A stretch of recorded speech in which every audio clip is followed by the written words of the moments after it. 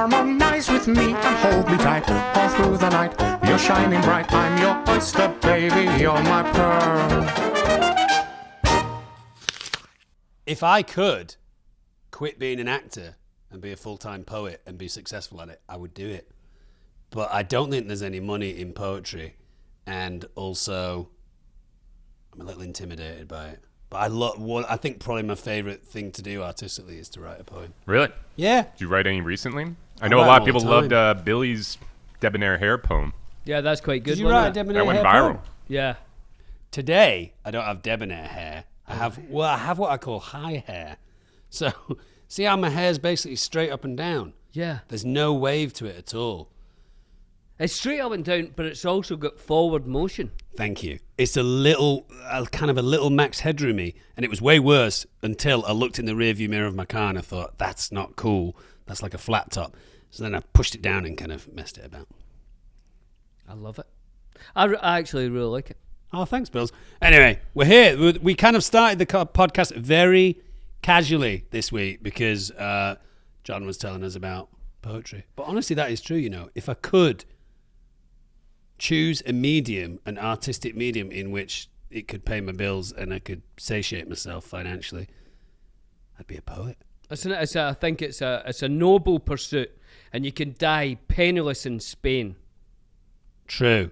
There's something so romantic about a poet.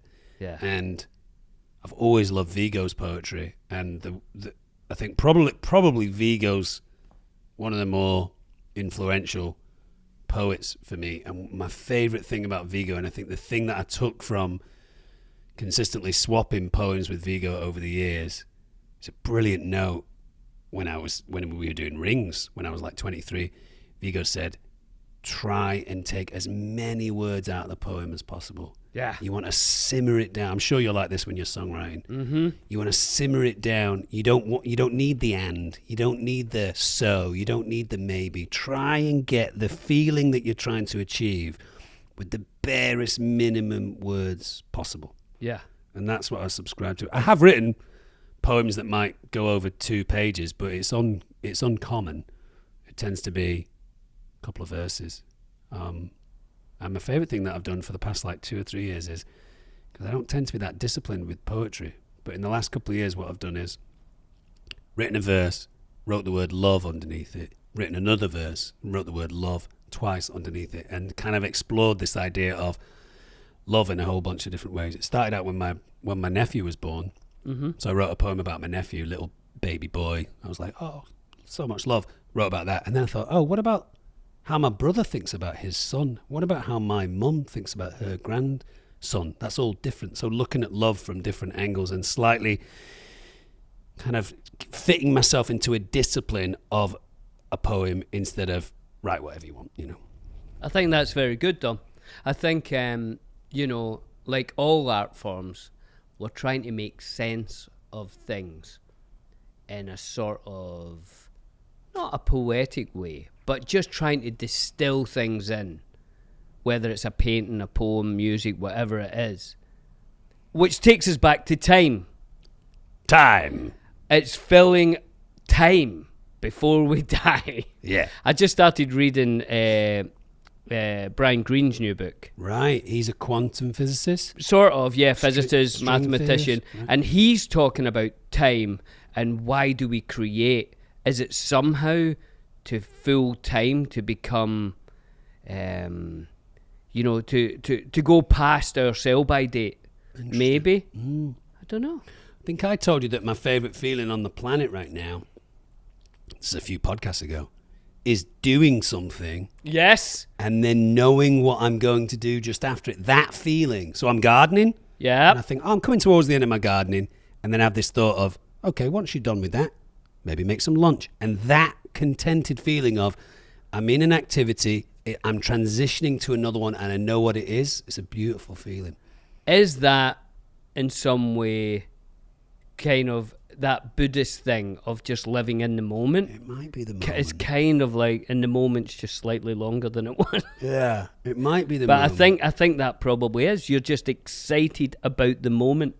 Just to go back very briefly to poetry and songwriting and all that kind of stuff, because my brother writes songs, and he does it in his own unique fashion. But for you, do you have a melody and you put the lyrics to it, or do you think of kind of a poem and then try and put a melody to it? No, normally it's melody first, and then I fit the words to that, and I try to do that in whatever sort of interesting or poetic way that I can.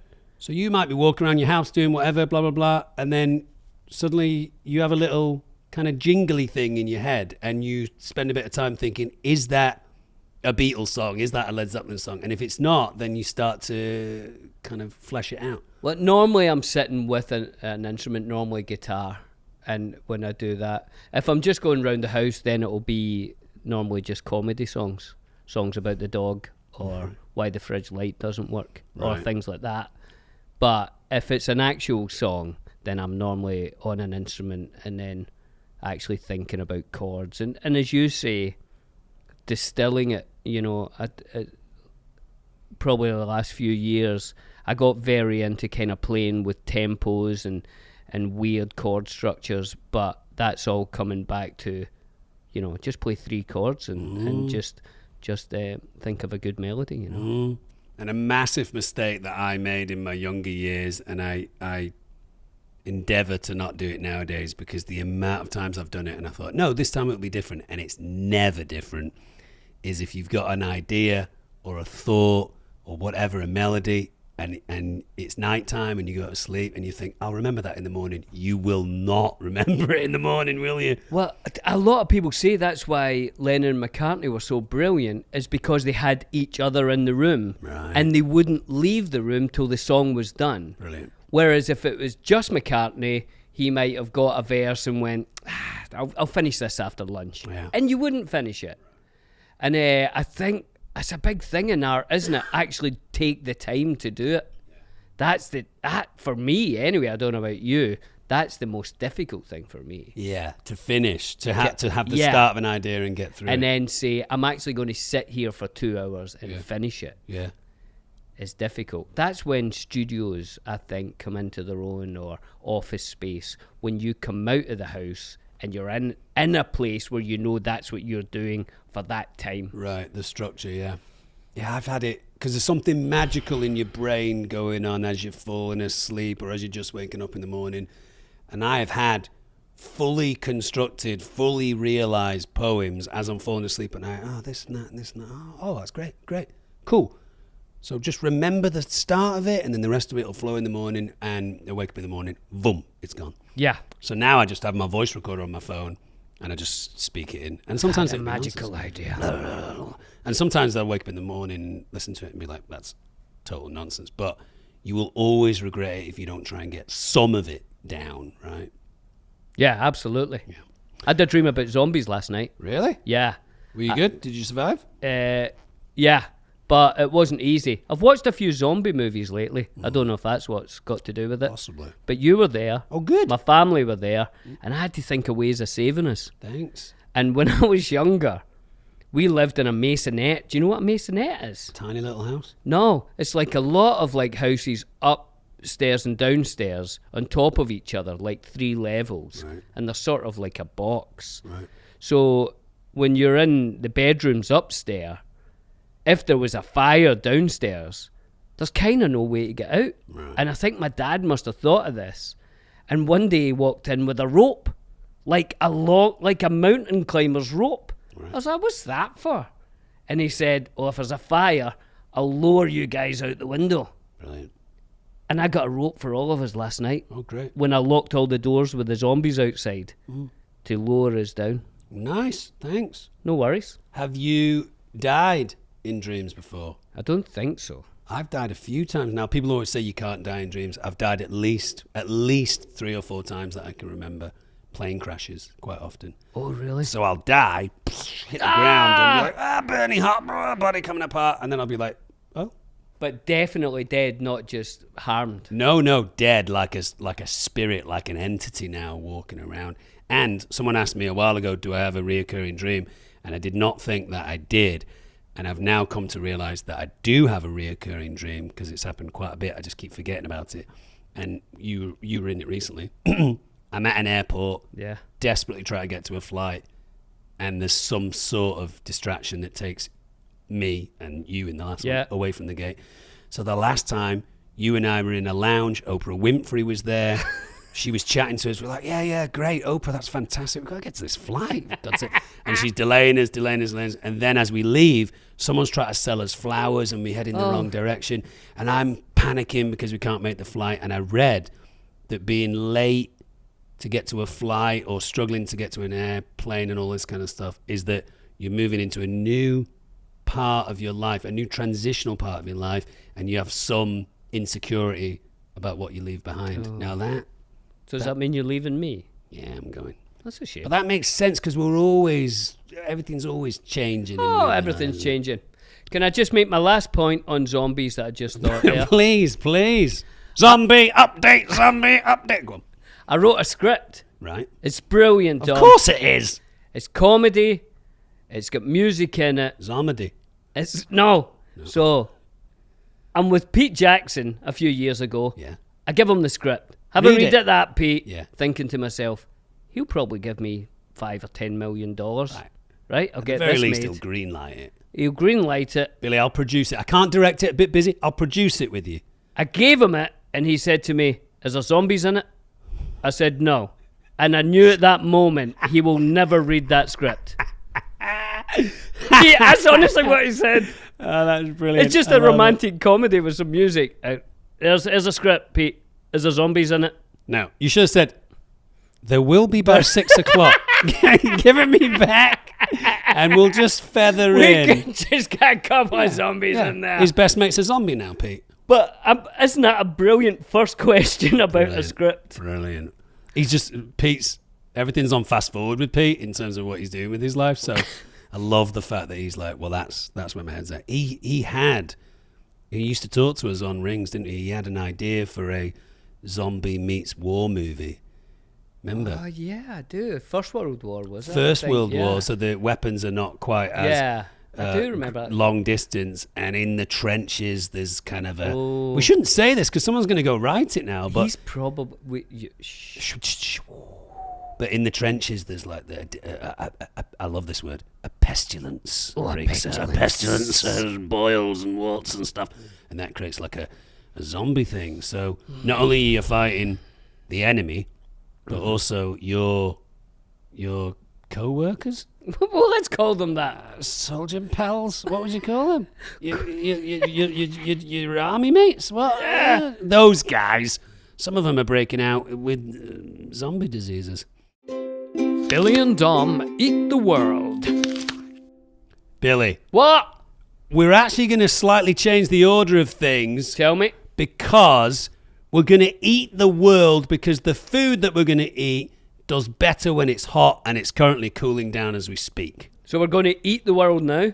Billy and Dom eat the world, start the show, and then we'll Tarantino it. We'll go backwards, forwards. I don't mind that, Dom, because then it's sort of like my second breakfast. Oh, lovely stuff. Here comes John. Here comes John, and all eyes are on him. Isn't he a great-looking guy? So, we have Fries of sorts. French fries, freedom fries. Surely this isn't what we're testing today, John. We've all tried fries before. We are testing, hang on. Oh, there's a mouse here. I'm going to scroll down to where this thing is. Right. We are testing... Ladies and gentlemen. I think we're testing fry sauce. Here it is. comes. Now, this was brought to us by Laura May, Emma L, Brittany L, Jed Shipley, SMC Utah. Courtney W from Utah, Braden Kaysville from Utah. Lots of people from Utah. I'm guessing this is something that is quite popular in Utah. Billy, tell them what we're eating. We are eating fry sauce, which was created in the late 1940s by Don Carlos Edwards, founder of the Utah-based fast food chain Arctic Circle. Originally called pink sauce, the recipe includes ketchup, mayo, garlic, and a mix of other spices to create an instant hit condiment that was perfect for French fries. Now, I get the feeling, I've not even tried it yet, but I did give it a little bit of a sniff there. I get the feeling this is one of those sauces like you had said, that's a combination of all the things that you kind of want to put on chips or fries. Ketchup, mayo, maybe a little spice, a little vinegar. It's everything all in one.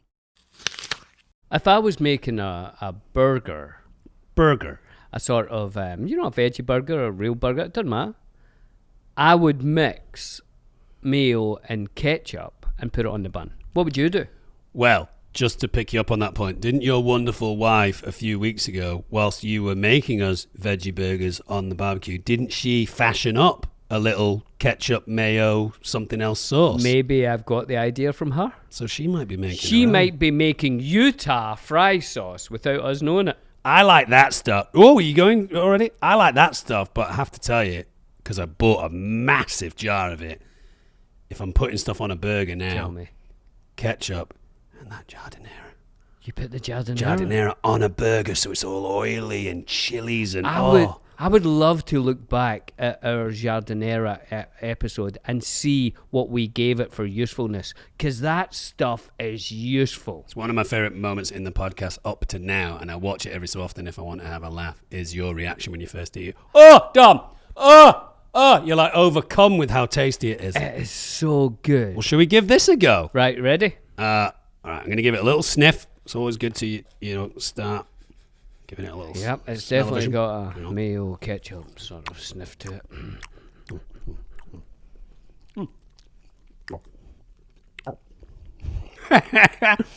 Now, have you been to In-N-Out Burger before? I have done. They do a fantastic burger there, and I get the feeling that their kind of secret-y sauce that they use is similar to this. No, it's fair now. It's kind of got... You know, if you get asked for a veggie burger and In-N-Out, you know what you get? Go on. If you never asked for a veggie burger and In-N-Out, Do you get a slap in the face? no. You get the bun, the lettuce and tomato. That's it. That's a statement, isn't it? Know what I mean? That's a statement. And they have, supposedly, not that this is a piece about In-N-Out Burger, but supposedly at In-N-Out Burger they have a lot of secret things like, animal style means that they grill onions and all that kind of stuff. Now let's read a little bit more stuff. I'll tell you what, that is good. It's Good, that, isn't it? For those who haven't encountered what Christensen calls the ultimate dipping sauce. Who's Christensen? Fry sauce is, at its most simple, an equal mix of ketchup and mayonnaise. But we don't know who Christensen is. Was it invented by a man called Christensen?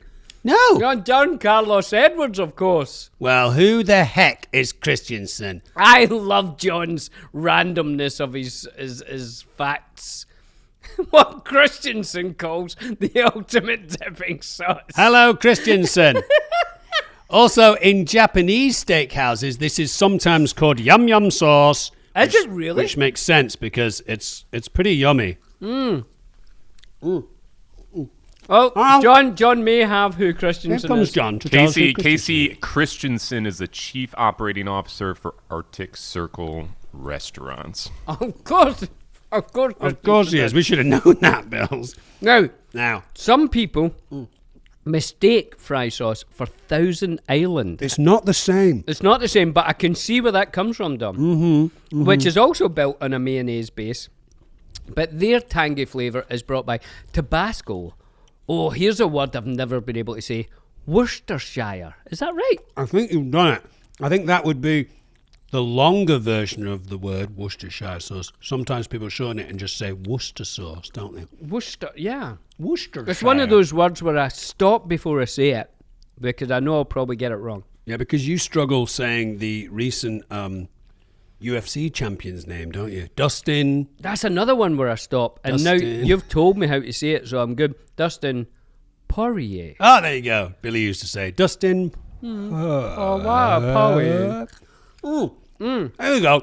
In addition to making leaving its mark on the American West, fry sauce lives a peculiar double life as salsa golf in Argentina. What does that mean? After being invented, no less, by a Nobel Prize winner, really. Well, abrigado. The condiment made a quick sweep through Central America, Eastern Europe, and the Balkan countries, and select few countries in the Middle East before the comparable Thousand Island dressing popped up in a New Orleans cookbook and probably stole its thunder in the 1900s. Well, fantastic news. Do you want to hear a legend behind it, Dom? Go on, tell us a legend. Oh, and get this guy's name. Good luck. Legend has it that Argentine biochemist and physician Louis Federico Leloir, Nice. who received the prize in chemistry in 1970 after discovering the metabolic powers of sugar nucleotides. He stumbled upon his version of the fry sauce while on vacation in eastern Argentina. Argentina?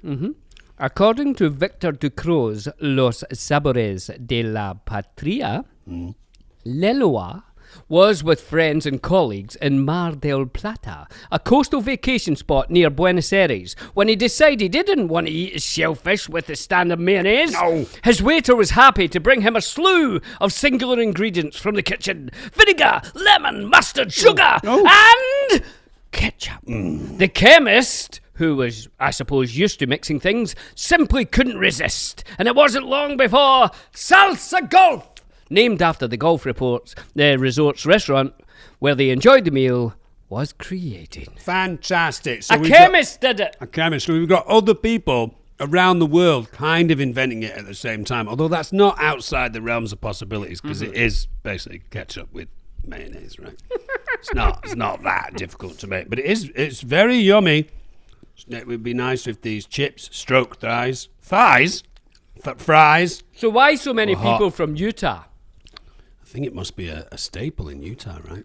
But is that go back to the top there, Dom? I'd love to. You know where it all started Yeah. with the Arctic. What's it called? Arctic Circle.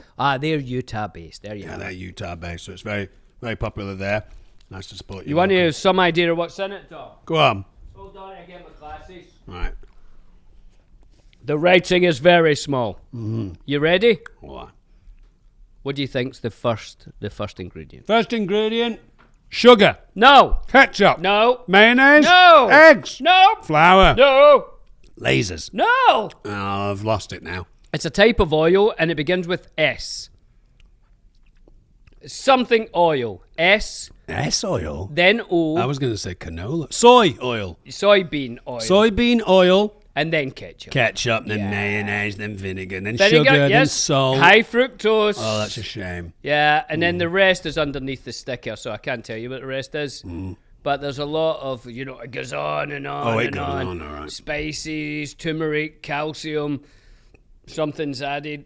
Anyway, delicious. Delicious. Delicious. I like it. It's tasty. Anything else here that's interesting? It's basically they're saying that there's a lot of different versions of it, all around the world, which makes Yeah. sense. Nice on chips or fries. Now, anything else that you think it would be excellent on? I think it would be good on a burger. Yeah, I think as a burger sauce, it'd be absolutely perfect. And when they first started making it, they said people loved it so much that they started taking it home to put on their own burgers and hot dogs and chicken sandwiches and anything else that needed flavour. So that's why they've named it the anything sauce. Ah, yes.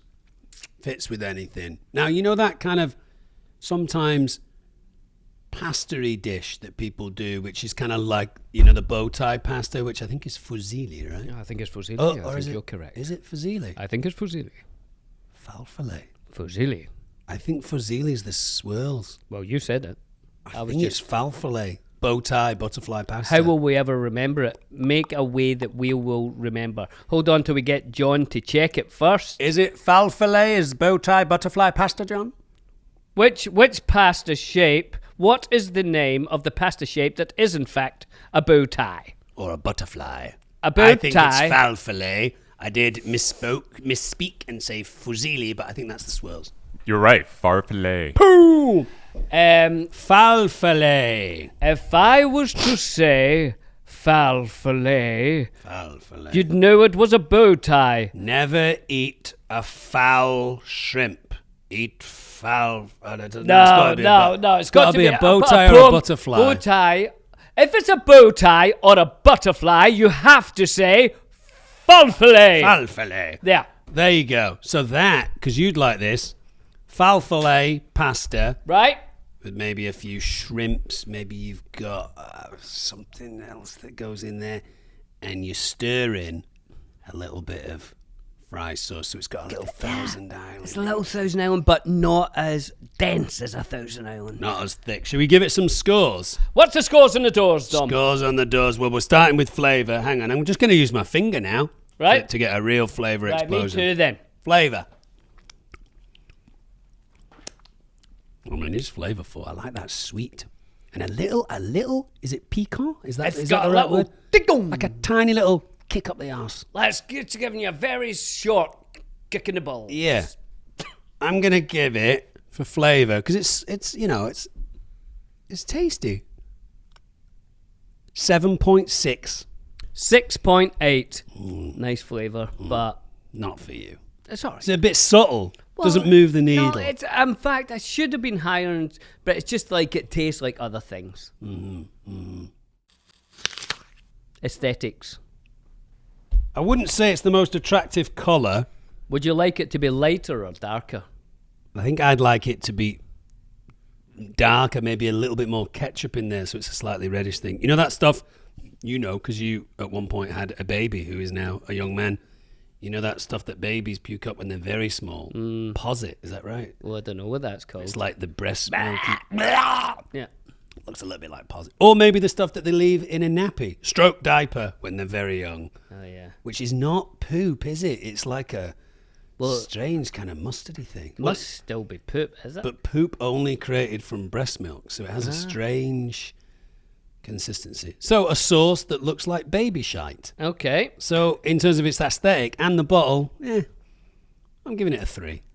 I hear you. And now that you've said that, it's kind of put me off a little bit. Sorry. But there's something about it that kind of cries Americana to me. Mm-hmm. I could see myself in a diner and the writing and the red and then the colour of the sauce. I'm going to give it a 6.5. Nice. Yeah, I could see you in a diner eating that with a plate of very warm French fries. Say, hey, sweetheart, Yeah. bring me a plate of French fries and extra serving of fry sauce. And can I get a shake with it? Okay, give me a vanilla shake. And then she comes over and she says, how long you staying in town? And you say, listen, sweetheart, you walk away.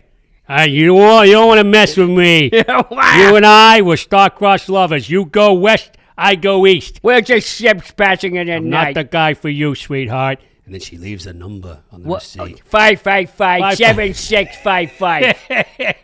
Cindy, call me whenever. And you're like, I can't do it, sweetheart. I'm out of here. I'm going to break your heart. I broke 1,000 dames' hearts across 1,000 planets, and you're not the person for me. Just walk away. And she throws her apron down. God damn you! Sonny, I quit. I'm out of here! It's over. And you're like, oh, all the dimes in all the world. And your friend who's there having dinner with you says, how do you do that? And you say, it's just something I do. It's what I do. The ladies, they love me. Pass me the fried sauce. Yeah. See, that could have happened. In fact, that probably did happen in a parallel universe. Yeah, of course it does. Cindy. Lovely Cindy. Now, your wife is a beautiful woman. But Cindy, she's got those tight little American curls, really tight. Oh, but you're red asking for hair. trouble, Dom. Oh, yeah. She's a naughty woman. Anyway, we'll leave Cindy for another day. Aesthetics, it's not done very well. And finally, I think this is where the high scores come in. Usefulness. Well, now, obviously you can dip fries in it. Stick it on your burger. Stick it on your burger. Stick it on your chicken sandwich. Now, I wouldn't do this, but would people dip a pizza? Yes, in there? yes, you know, they like would. ranch? You Yes, they dip it would. in there? Especially if you're from Utah. And by the way, there's a map of America. I'm holding up my hand for people who are just listening. Where is Utah? I think you've told me this before. It's, My wrist is California. Right. My middle finger is New York. right. Where is Utah? Is it on the callus of your middle finger? Here? Yeah. I have absolutely no idea. Oh, good. Tom. Well, thanks for the reference. I thought you were going to tell us. I have no idea. Is Elijah from Utah? He's from Cedar Rapids, which is Iowa, which supposedly has some of the biggest skies in the world, which is always confusing to me. 'Cause I feel Yeah. like skies are the same size. Yeah, I everywhere, you know. always think that. But supposedly in Iowa, you come outside your front door and you go, fucking hell, look at the size of that one. But the sky, goes from horizon to horizon, doesn't it? So No they matter say. where you are. So they say. How can it be bigger? I think, is it very flat, you two? A flat sky? No, that land is flat, so you can see longer. Although Elijah's basically blind, isn't he? He can't see nothing. Can't see a thing. Anyway, usefulness. The other thing I was going to say, hot dog. Yeah. Give me a hot dog, Earl. Here you go. Here's a hot dog, buddy. And- hey, give me some of that fucking fry sauce on top of it. Some onions as well. Don't forget the pickle. What's with the F-bombs? I don't know. I'm hungry. Yeah. And you did say a pasta with a shrimp on it. I thought that would really get you going. If you had to say fusilli, it would either be a I'm falafel, thinking of fusilli. falafel. If you had to say, it's either a bow tie or a... I think you say, I have fallen foul of not wearing a bow tie. Falafel. Do you know what I mean? That's a good way to remember it. No. No, come on. I'm trying that. Do you have a favourite shape of pasta? I just like a penny. Not the shape of a penny. Penne. Penne, like a tube. Because that way, if I want a lot of sauce, I'll stuff it in the tube.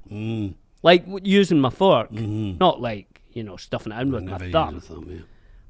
Or if I don't want a lot on, I'll just touch it on the top of the penny there. I like falafel, the bow tie pasta, and fusilli. Fancy, isn't it? It is fancy and a bit precious. And the other one, which you don't find too often, but I really enjoy it when you get it, is the one that kind of looks like a miniature wheel. Like a wagon wheel. Have you seen that? I've no idea what that one's called. No. Wagonos wheelos. It's a guess. Anyway, usefulness. I'm giving it a 9.5 for usefulness. Very good, that, Dom. I'll go slightly under there because I think everything's going to taste like fry sauce when you stick it on. Yeah. But other than that, a 9.2. Absolutely fantastic. Thank Very you, everyone useful. who sent that in. Thank you, the state of Utah. And why don't we jump straight into voicemails from lovely listeners, peoples? Oh, emails and real mails. Fast as tigers, slow as snails. Hi, my name's Nigel. I'm from Fort Worth, Texas. I'm just wondering, if you could have anybody narrate your life in the same sense as Stranger Than Fiction, where Will Ferrell's life is being narrated by Emma Thompson, who would you pick and why? Love the show. Listen to it all the time. Take care. That's a good question. Actually, Great isn't answer, it? Nigel. No, not an answer. That's a question. Nigel. Yeah. I just watched a bit of that film. It was on TV the other day. It's really smart. Stranger Than Fiction. Yeah. Is Will Ferrell in it? Yeah. Have you never seen it? No. Oh, you must watch it. Love him. He can hear the narrator of his life Oh, brilliant. in his head. Brilliant. And it turns out it's Emma Thompson, and she's writing a novel with him in it. And anything she writes happens to him. And he hears it, and it's really interesting. Oh, that's cool. I'll check it out. So who would you have in your head narrating your story? Dom goes into the supermarket to pick up some blah, blah, blah. Excuse me. Well, I think, is she called Mindy Carling? Is that her name? Yes, She has quite a sweet, kind of playful, right. joyful voice. Uh-huh. I quite like her to juxtapose. I've got fry sauce in the back of my throat. Don't worry about that. Juxtapose maybe, some of the more earnest, serious things that you go through, whilst also colouring the majority of my life's journey with a little sprinkle of silliness and whimsy. Well, I think that's lovely, Dom. Yeah, I've just thought of that. Mindy Carling, I think she's called. What about you? Olivia. Oh, yeah. Larry. No. So John Gielgud. Oh, Donners. I think I'd just love to hear Johnny in my head. Dear Johnny. Yes. Yeah. He was the guy in Arthur. Was he Arthur's? Yes, he was the... You spoiled little bastard. Yeah. Fucking amazing. I'll have him. Why not? John Gielgud. That's brilliant. lovely. So John Gielgud. Thank you, Nigel. Thank you, Nigel, all the way from Texas. Do you have fry sauce? Hi, Dom and Billy. This is Gloria, and I'm so happy you started a podcast because anytime the two of you get together, it's just a barrel of laughs. My question for you is, what is a song that you guys go to whenever you need to pick me up? Thanks. Thanks, Gloria. Great Van Morrison song. G-L-I-O-R-I, Gloria. G-L-O-R-I, Gloria. I know mine because I have mine in heavy rotation. Do you? Mm-hmm. Go. For Once in My Life by the wonderful Stephen Wonder. Wonderful. Yeah, Little Stevie Wonder he used to be called, and then he grew, and then he grew, and then he grew.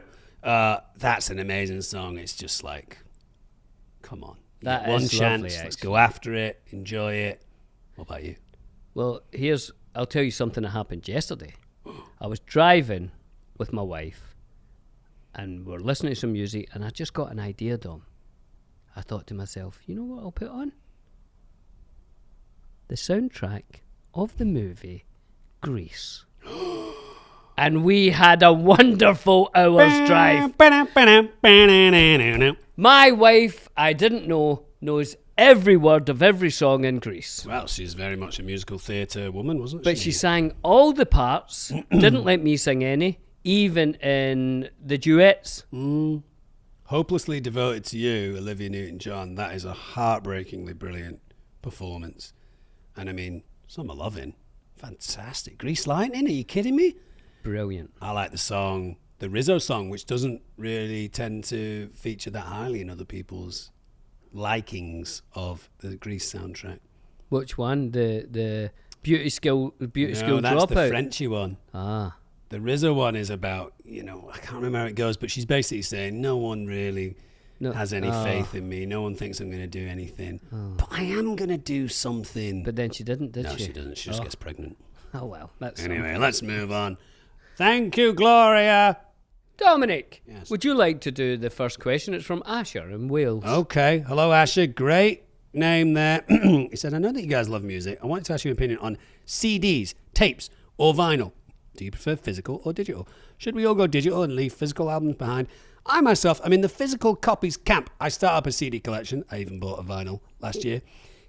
If you have them, what are some of your favourite albums or album covers? Woo, there's a lot of questions here, Asher. Yeah, which all kind of dilutes into the, what do you think about, CDs, tapes, vinyl, streaming them. Here, I'll keep going. Please. Since I'm talking. Asher, here's my thinking here.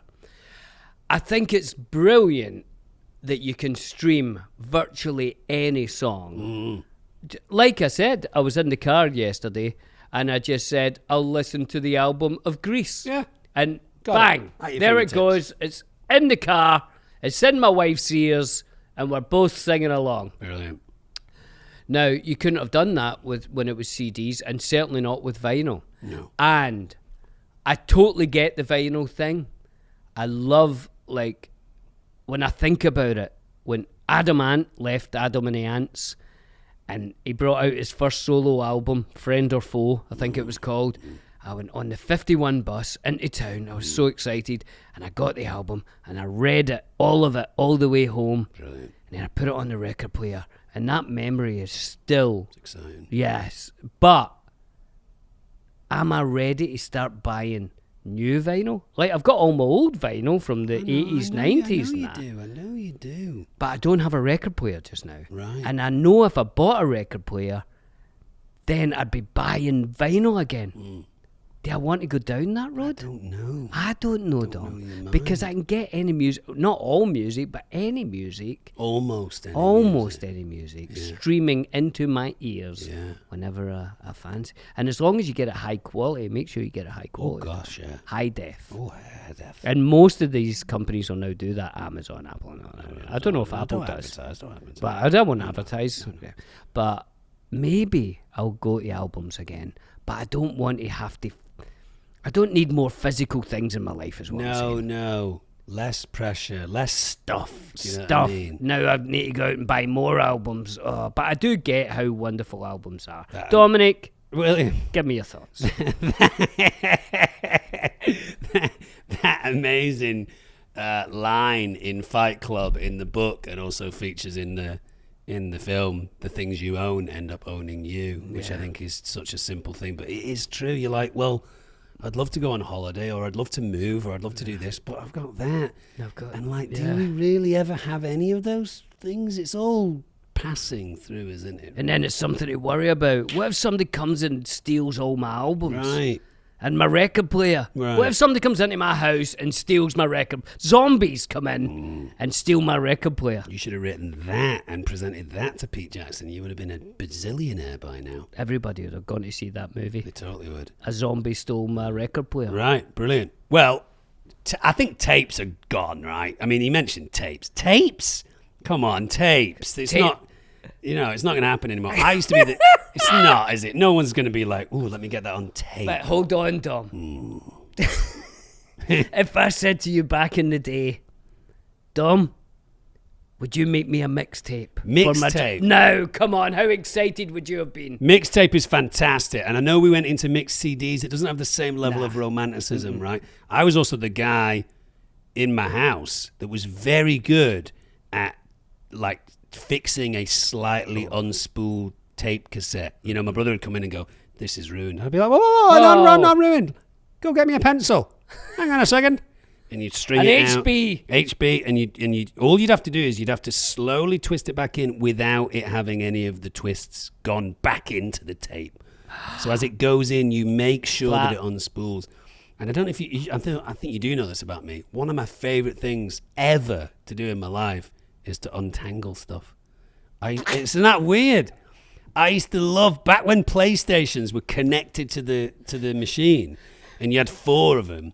All 4 of the controllers, all 4 of the controllers used to tangle up. And I used to go over to friends' houses and they'd say, let's play FIFA. And I'd say, can I untangle all your controllers first? And they'd be like, yeah, we don't want to do that. And I'd be like, I really want to do that.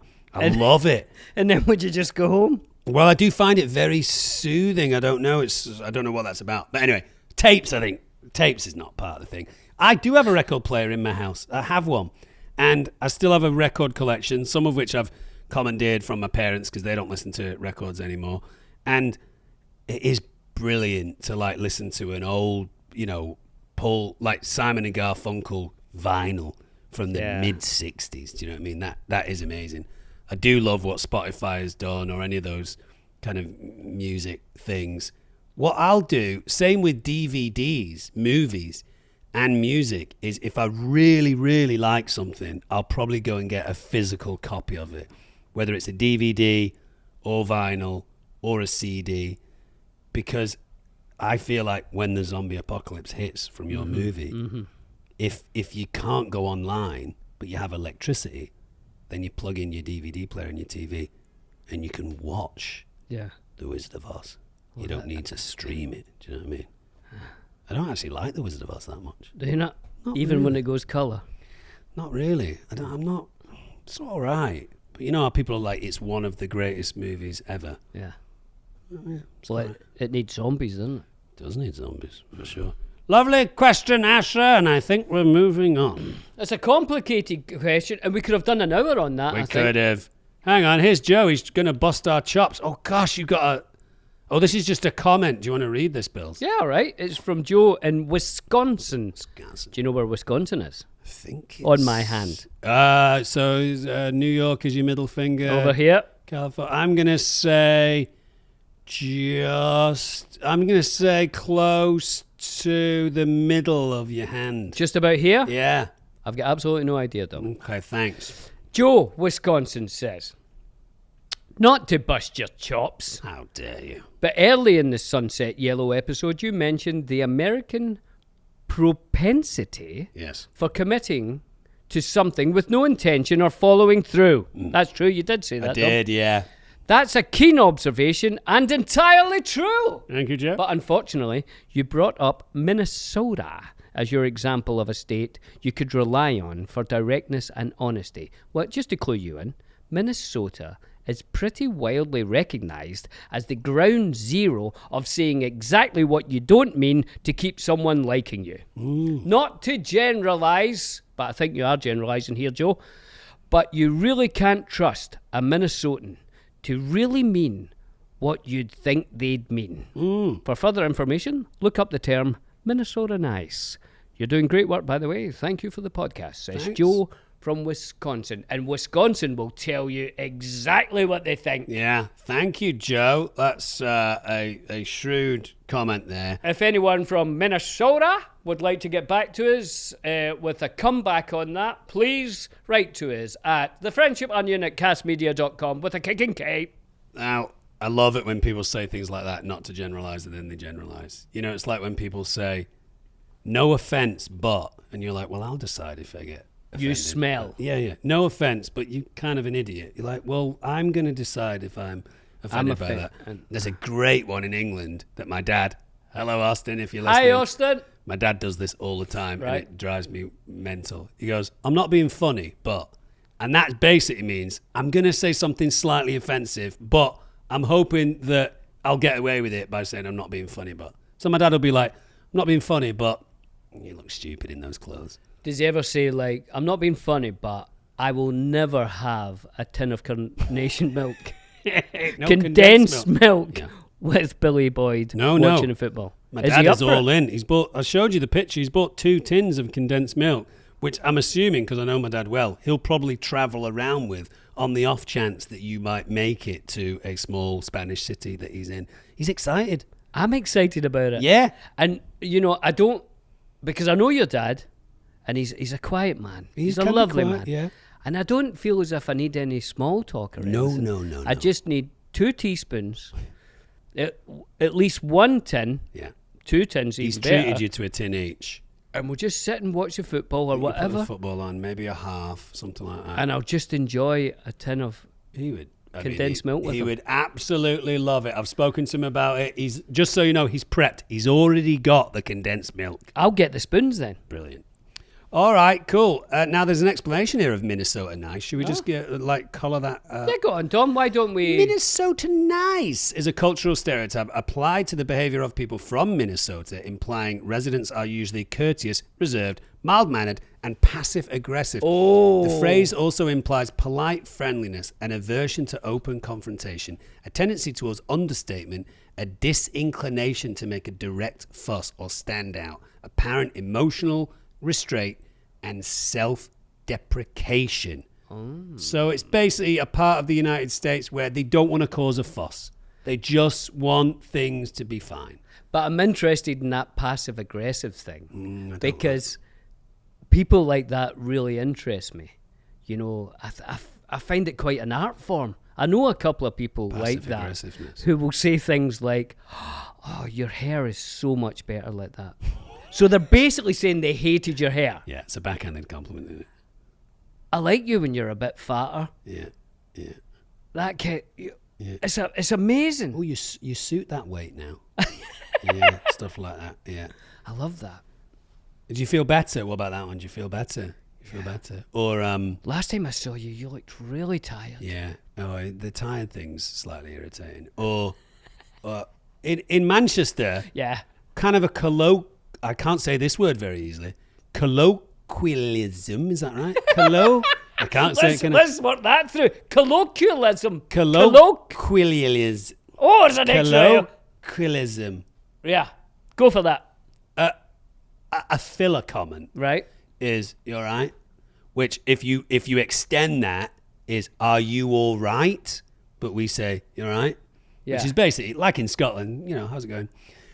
But if someone wants to kind of labour the point a little bit, they're like, "You all right?" Like, how are you coping? Well, I'm not coping with anything. I'm fine. And you get quite a lot of passive-aggressive people in Manchester being like, He'll give you that. "You're right." Yeah. You know, all considering, you know, with your face looking like that and your body like that, are you all right with it? Bastard. We've got a riddle. Someone sent us in a riddle. Oh, I love riddles. I love riddles. Give us it. This riddle comes from Lauren B. in Nashua, NH. Where's NH? New Hampshire. New Hampshire. Oh my God, I nailed it. I kind of know where New Hampshire is as well. Do you? On my hand. I'm going to guess the New York, California. the wedding finger, middle way through the middle wedding finger. Around here? Yeah. Not bad, Tom. I would go up a bit. Oh. I'd go to the top finger nice. up here. And that's where Near Toronto. everybody looks when they're having their votes, when they're getting a new president. They always look at New Hampshire. You're my political go-to. Oh, the West Wing. Here we go. Right. What disappears when you say its name? Now, just use your mind to think about this, because I got it. Remember last time I got Yeah, the you riddle? did. You worked it out. What disappears when you say its name. So is it something about, well, you then have the knowledge, so the ignorance has disappeared, but that's not. Well, I think you're on the right lines Am I? here, though. So what disappears when you say its name? Its name. A ghost doesn't disappear when you say its name. It's not something like a shadow. John, do you know the answer and you're keeping it from us? Are we in the right ballpark? Yeah, you're like outside the ballpark. Like you don't have the knowledge, so you have ignorance, and ignorance disappears. Is it like a concept? I'd say that's a little bit further outside the ballpark. Okay. Could you give us a clue? Is it an actual thing that you could pick up and grab hold of, or is it an idea? Is it a noun? No. It's not a noun, so it's an idea. No, that doesn't help because I don't know the difference between a noun, a verb, an adverb, an adjective. I don't know. A noun you can touch. A chair. A table. What's a city. pronoun? What is that? A pronoun is A positive Say noun. he, she. he, she. They. Yeah, your pronouns. I don't understand. You just have to know. Adjective, adverb. I don't. Mad Libs, that was terrible. It's not something that you can hold on to. What disappears when you say its name? I think it is something like ignorance or like. Yeah, but he's saying that's outside the ballpark. It's not fear. A little outside the ballpark. I'll get inside. Come on, inside give the us a ballpark. clue, John. Give Don't us a- be how such can a you clue it, cruel John? taskmaster. Give us a clue, something vague. He's thinking. He's really thinking. Actually, I have a good clue. Give me a second. Oh, hold on. He's got a good clue. If we could just hold on. You can think about it for a second. Okay. Hang on. I'm gonna give you a very kind of general clue. Okay. Simon and Garfunkel. That's all. Silence. What disappears when you say its name? Because there is no silence because you've said the word. What disappears? So it's silent, Bills. Silence. And you go, silence. Now you've created a sound. There is no silence. You've created a sound. It's filled the void. But what if there was like workmen outside while you were trying to think of that name, and like they were digging up the street? Bring it back, Mike. Bring it back. Hold up a second, Mike. Watch his legs! Watch there! his legs. Watch his legs! Bring me the pneumatic drill. I don't have it! Hey, up on the crane. Come down here. Johnny's busted his ankle. You gotta get on your drill. Shut your face! So there's that type of noise going on. So there's no silence. Hello, listener, my old friend. I've come to talk to you again. Listen, I think she was kind of writing in as imagining Michael Allegria in space. lovely. Silence. I love it. There you go. It's a good riddle, Laura, and can we use that. appreciate what you're saying. Bills, we've run out of time. Ladies and gentlemen, if you want to use that riddle with your friends, there is no copyright. You can go ahead. Go ahead and use it. Listen, if you guys want to get in touch with us, you want to send us a food item that you want us to try out on Billy and Dom Eat the World, it would be great if we could actually get hold of it in Los Angeles, California, here. Send us an email, friendshiponion@castmedia.com. That's cast with a K. Or you can send us a voicemail To speakpipe.com/The Friendship Onion. Leave your comments on our YouTube channel, and if you rate, review, and subscribe us, I think you've seen Billy and I put up some of your reviews on our social media. Thank you for that. We will see you next week. Bye-bye. Toodles!